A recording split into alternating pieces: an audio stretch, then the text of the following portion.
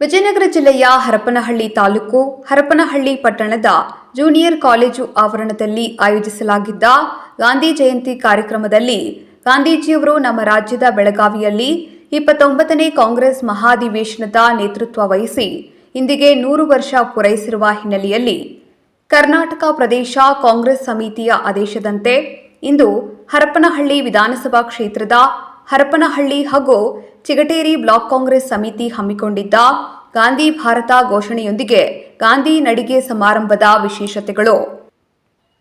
ಯಶಸ್ವಿ ಕಾರ್ಯಕ್ರಮದಲ್ಲಿ ಕ್ಷೇತ್ರದ ಜನಪ್ರಿಯ ಶಾಸಕರಾದ ಎಂಪಿ ಲತಾ ಮಲ್ಲಿಕಾರ್ಜುನ್ ರವರು ಅಧ್ಯಕ್ಷತೆ ವಹಿಸಿದ್ದರು. ಬ್ಲಾಕ್ ಕಾಂಗ್ರೆಸ್ ಅಧ್ಯಕ್ಷರಾದ ಶ್ರೀ ಎಂವಿ ಅಂಜನಪ್ಪ ಹಾಗೂ ಶ್ರೀ ಕೆ ಕುಬೇರಪ್ಪ, ಹರಪನಹಳ್ಳಿ ಬ್ಲಾಕ್ ಮಹಿಳಾ ಕಾಂಗ್ರೆಸ್ ಅಧ್ಯಕ್ಷರಾದ ಶ್ರೀಮತಿ ಪಿ ಜಯಲಕ್ಷ್ಮಿ ಹಾಗೂ ಕಾಂಗ್ರೆಸ್ ಪಕ್ಷದ ಮುಖಂಡರು, ಕಾರ್ಯಕರ್ತರು, ಪುರಸಭೆಯ ಸದಸ್ಯರುಗಳು ಉಪಸ್ಥಿತರಿದ್ದರು. ಹರಪನಹಳ್ಳಿ ತಾಲೂಕು ಆಡಳಿತ ವತಿಯಿಂದ ಹಮ್ಮಿಕೊಂಡಿದ್ದ ಗಾಂಧಿ ಜಯಂತಿ ಸಮಾರಂಭದಲ್ಲಿ ಮಾನ್ಯ ಕ್ಷೇತ್ರದ ಶಾಸಕರಾದ ಶ್ರೀಮತಿ ಲತಾ ಮಲ್ಲಿಕಾರ್ಜುನ್, ಉಪವಿಭಾಗಾಧಿಕಾರಿ ಶ್ರೀ ಚಿದಾನಂದ ಗುರುಸ್ವಾಮಿ, ತಹಶೀಲ್ದಾರ್ ಬಿವಿ ಗಿರೀಶ್ ಬಾಬು, ತಾಲೂಕು ಪಂಚಾಯಿತಿ ಕಾರ್ಯನಿರ್ವಾಹಕ ಅಧಿಕಾರಿ ವೈಎಚ್ ಚಂದ್ರಶೇಖರ್, ಪುರಸಭೆ ಮುಖ್ಯಾಧಿಕಾರಿ ಯರಗುಡಿ ಶಿವಕುಮಾರ್, ಬಿಇಒ ಲೇಪಾಕ್ಷಪ್ಪ ಹಾಗೂ ಇನ್ನಿತರ ಇಲಾಖೆಯ ಅಧಿಕಾರಿಗಳು ಹಾಜರಿದ್ದರು. ವರದಿ H Karim Nandibevur, KS news 24x7. Mahatma Gandhi ಬಗ್ಗೆ ನಮ್ಗೆಲ್ಲರಿಗೂ ತಿಳಿದಿರುವಂತ ವಿಷಯ. ಸ್ಕೂಲ್ ಡೇಸ್ ದಿಂದ ನಾವು ಎಲ್ಲ ಮಹಾತ್ಮ ಗಾಂಧೀಜಿಯವರ ಬಗ್ಗೆ ಓದ್ಕೊಂಡು ಬಂದಿದ್ದೀವಿ. ಜಗತ್ತಿನಲ್ಲಿ ಯಾವುದಾದ್ರೂ ದೇಶ ಅಹಿಂಸೆಯಿಂದ ಒಂದು ಸ್ವಾತಂತ್ರ್ಯವನ್ನು ಪಡೆದಿದ್ರೆ ಅದು ಭಾರತ ದೇಶ. ಮಹಾತ್ಮ ಗಾಂಧೀಜಿಯವರು ಮೊದಲು ಲಂಡನ್ ನಲ್ಲಿ ತಮ್ಮ ವಿದ್ಯಾಭ್ಯಾಸ ಕಾನೂನು ಪದವಿಯನ್ನು ಪೂರೈಸಿ ತಮ್ಮ ಪ್ರಾಕ್ಟೀಸ್ ಸೌತ್ ಆಫ್ರಿಕಾದಲ್ಲಿ ಮಾಡ್ತಾರೆ. ಸೌತ್ ಆಫ್ರಿಕಾ ತಮ್ಮ 22ನೇ ವಯಸ್ಸಿಗೆ ಸೌತ್ ಆಫ್ರಿಕಾದಲ್ಲಿ ಹೋಗಿ ಅಲ್ಲಿ ಪ್ರಾಕ್ಟೀಸ್ ಮಾಡ್ಬೇಕಾದ್ರೆ ಮೊದಲಿಗೆ ಅವ್ರಿಗೆ ಅಲ್ಲಿ ಗಮನಕ್ಕೆ ಬರುವಂತದ್ದು ಅಲ್ಲಿ ಜನಾಂಗೀಯವಾದ ತುಂಬಾ ಇರ್ತದೆ. ಬಿಳಿಯರು ಮತ್ತು ಕರಿಯರು ಅನ್ನುವಂತ ತಾರತಮ್ಯ ಇರ್ತದೆ. ಕರಿಯರನ್ನು ಯಾವತ್ತೂ ಅವರು ಒಂದು ಮಾನವೀಯತೆ ದೃಷ್ಟಿಯಿಂದ ನೋಡೋದಿಲ್ಲ, ಮಾನವರತೆ ಕನ್ಸಿಡರ್ ಮಾಡ್ತಿರ್ಲಿಲ್ಲ. ಆ ಒಂದು ಈಗ ಟ್ರೈನ್ ಜರ್ನಿಯಲ್ಲಿ ಇದ್ರು ಬಿಳಿಯರಿಗೆ ಒಂದು ಬೇರೆ ಬೋಗಿ ಇರ್ತದೆ, ಕರಿಯರಿಗೊಂದು ಬೇರೆ ಬೋಗಿ ಇರ್ತದೆ. ಇವನ್ ಮಹಾತ್ಮ ಗಾಂಧಿ ಅವರು ಕೂಡ ಅವ್ರು ಏನಂತಾರೆ ಎಲ್ಲೋ ಮ್ಯಾನ್ ಅಂತ ಕರಿತಿರ್ತಾರೆ. ಅವರ ಒಂದು ಈ ಚರ್ಮದ ಬಣ್ಣದ ಅನುಗುಣವಾಗಿ ಅವರನ್ನ ಒಬ್ರು ಮೇಲು ಕೀಳು ಒಂದು ಈ ತಾರತಮ್ಯ ವಿರುದ್ಧ ಮೊದಲು ಅವರು ತಮ್ಮ ಹೋರಾಟವನ್ನು ಅಲ್ಲಿಂದ ಪ್ರಾರಂಭ ಮಾಡ್ತಾರೆ. ಅವರ ಜೀವನದಲ್ಲಿ ಒಂದು ಪರಿಣಾಮಕಾರಿಯಾಗಿ ಒಂದು ಬದಲಾವಣೆಯನ್ನ ತಂದಂತ ಒಂದು ಕೃತಿ ಜಾನ್ ರಸ್ಕಿನ್ ಅವರು ಬರೆದಿರುವಂತ ಅನ್ಟಿಲ್ ದಿಸ್ ಲಾಸ್ಟ್ ಅಂತ ಒಂದು ಕೃತಿಯನ್ನ ಓದ್ತಾರೆ.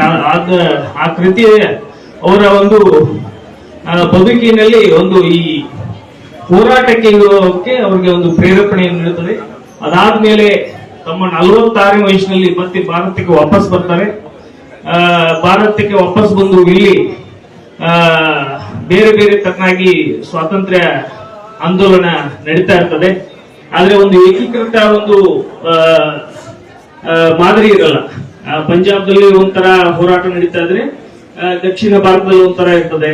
ಅಲ್ಲಲ್ಲಿ ಚಿಕ್ಕ ಪುಟ್ಟ ದಂಗೆಗಳಾಗ್ತಿರ್ತವೆ. ಅದನ್ನ ಒಂದು ಹಂತಕ್ಕೆ ಒಯ್ಯುವಂತ ಒಂದು ಜವಾಬ್ದಾರಿಯನ್ನ ಮಹಾತ್ಮ ಗಾಂಧೀಜಿಯವರು ತಗೊಳ್ತಾರೆ.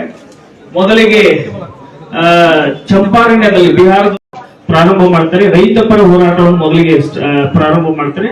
ಅದಾದ್ಮೇಲೆ ತಮ್ಗೆಲ್ಲರಿಗೂ ಗೊತ್ತಿದಂತೆ ಅಸಹಕಾರ ಚಳವಳಿಯಿಂದ 1947ರವರೆಗೆ ವಿವಿಧ ರೀತಿಯಲ್ಲಿ ಉಪವಾಸ ಸತ್ಯಾಗ್ರಹ ಇನ್ನುಳಿದ ಎಲ್ಲ ಹಿಂಸಾತ್ಮಕ ಹೋರಾಟಗಳನ್ನೇ ಮಾಡ್ತಾರೆ. ಅವರ ಜೀವನದಲ್ಲಿ 2 ಮುಖ್ಯ ತತ್ವಗಳನ್ನು ಅವರು ಯಾವತ್ತೂ ಪಾಲನೆ ಮಾಡ್ಕೊಂಡು ಬಂದಿರ್ತಾರೆ. ಒಂದು ಸತ್ಯ, ಇನ್ನೊಂದು ಅಹಿಂಸೆ.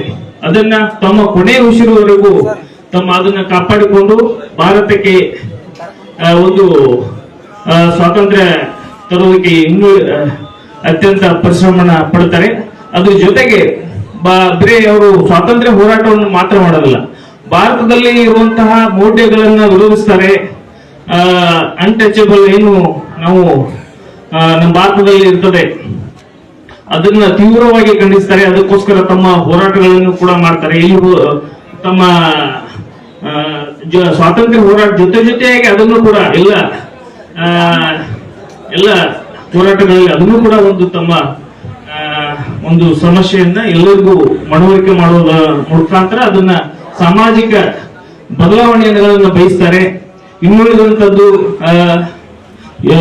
ಪುರುಷ ಸ್ತ್ರೀ ಅನ್ನುವಂತ ಒಂದು ನಮ್ಮ ಭಾರತ ದೇಶದಲ್ಲಿ ಏನು ಭೇದ ಭಾವ ಇರ್ತದೆ ಅದನ್ನು ಕೂಡ ಅವರು ತೀವ್ರವಾಗಿ ಖಂಡಿಸಿ ಹೆಣ್ಮಕ್ಳಿಗೂ ಕೂಡ ಶಿಕ್ಷಣವನ್ನು ಕೊಡಬೇಕು, ಅವರು ಕೂಡ ಸಮಾಜದಲ್ಲಿ ಸಮನಾಗಿ ನಿಲ್ಬೇಕು ಅನ್ನೋ ಒಂದು ದೃಷ್ಟಿಯಿಂದ ಎಲ್ಲರ ತಮ್ಮ ಸ್ಪೀಚಸ್ ಗಳಲ್ಲಿ ಹೇಳ್ತಾರೆ. ಅಂದ್ರೆ ಅವರು ಎಲ್ಲ ನಮ್ಮ ಭಾರತ ದೇಶದ ಎಲ್ಲ ರಾಜ್ಯಗಳು ಎಲ್ಲ ಪ್ರಾಂತ್ಯಗಳನ್ನು ತಿರುಗಾಡಿ ಭಾರತಕ್ಕೆ ಒಂದು ಏನು ಸಮಸ್ಯೆ ಏನು ಅಂತ ಅವ್ರಿಗೆ ಎಲ್ಲ ಗೊತ್ತಿರುತ್ತದೆ. ಮುಖ್ಯವಾಗಿ ಗ್ರಾಮ ಸ್ವರಾಜ್ಯವನ್ನು ಹೇಳ್ತಾರೆ ಅವರು. ಗ್ರಾಮಗಳು ಸ್ವರಾಜ್ಯ ಆದ್ರೆ ನಮ್ಮ ಭಾರತ ದೇಶ ಸ್ವರಾಜ್ಯ ಆಗ್ತದೆ ಅನ್ನೋ ಒಂದು ಹೇಳ್ತಾರೆ. ಅದೇ ರೀತಿಯಾಗಿ ಆರ್ಥಿಕ ಸ್ವಾತಂತ್ರ್ಯವೇ ನಿಜವಾದ ಸ್ವಾತಂತ್ರ್ಯ ಅಂತ ಹೇಳ್ತಾರೆ. ಅದಕ್ಕೋಸ್ಕರ ಅವರು ಖಾದಿಯನ್ನ ಉಪಯೋಗಿಸೋಕೆ ನಮಗೆ ಪ್ರೇರೇಪಿಸ್ತಾರೆ. ಯಾಕಂದ್ರೆ ಬ್ರಿಟಿಷರು ನಮ್ಮಲ್ಲಿರುವಂತಹ ಕಚ್ಚಾ ಪದಾರ್ಥಗಳನ್ನು ಬಳಸಿಕೊಂಡು ಅಲ್ಲಿ ತಮ್ಮ ಒಂದು ಕಾರ್ಖಾನೆಗಳಲ್ಲಿ ತಯಾರುವಂತಹ ವಸ್ತುಗಳನ್ನ ಇಲ್ಲಿ ತಂದು ಮಾಡ್ತಾ ಇರ್ತಾರೆ. ಅದರಿಂದ ಅವರು ಇಲ್ಲೇ ತಯಾರಾಗುವಂತಹ ವಸ್ತುಗಳನ್ನು ಬಳಸ್ಕೊಳ್ಬೇಕು. ಆ ಮೂಲಕ ನಾವು ನಮ್ಮ ದೇಶದಿಂದ ಹರಿದು ಹೋಗುವಂತಹ ಹಣವನ್ನ ಇಲ್ಲೇ ಉಳಿಸಬೇಕು ಅನ್ನೋ ದೃಷ್ಟಿಯಿಂದ ಒಂದು ಸ್ವದೇಶ ಆಂದೋಲನ ಕೂಡ ಮಾಡ್ತಾರೆ.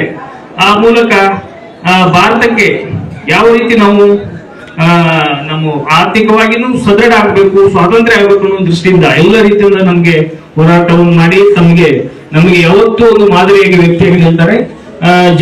ಇವತ್ತಿಗೆ ತಮ್ಗೆಲ್ಲರೂ ಗೊತ್ತಿರೋಂಗೆ ಬರೀ ನಮ್ದು ಗಾಂಧಿ ಜಯಂತಿ ಜೊತೆಗೆ ಇವತ್ತು ವಿಶ್ವ ಅಹಿಂಸಾ ದಿನವನ್ನು ಕೂಡ ಆಚರಣೆ ಮಾಡ್ತಾ ಇದ್ದಾರೆ.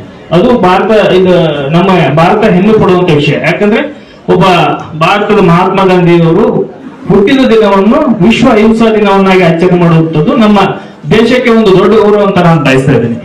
ಈ ಮೂಲಕ ನನಗೆ ಮಾತಾಡ್ಲಿಕ್ಕೆ ಅವಕಾಶ ಮಾಡ್ಕೊಂತ ತಮ್ಮೆಲ್ಲರಿಗೂ ಒಂದಿವ್ಸ ನಾನು ಒಂದೆರಡು ಮಾತು ಮುಗಿಸ್ತೇನೆ.